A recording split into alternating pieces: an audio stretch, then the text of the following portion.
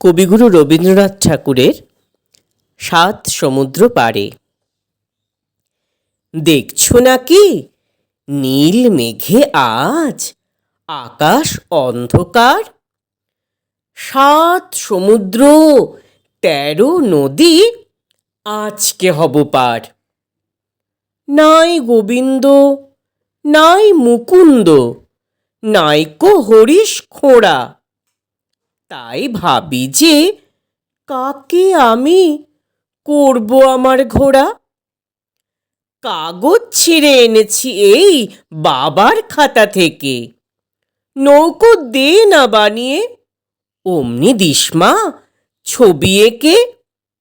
রাগ করবেন বাবা বুঝি দিল্লি থেকে ফিরে, ততক্ষণ যে চলে যাব সাত সমুদ্র তীরে।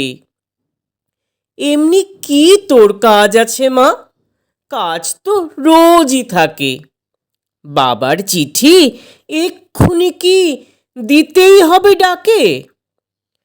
নাই বা চিঠি ডাকে দিলে, আমার কথা রাখো।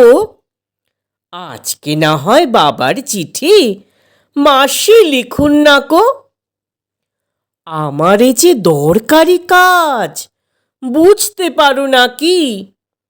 দেরি হলেই একেবারে সব যে হবে ফাঁকি।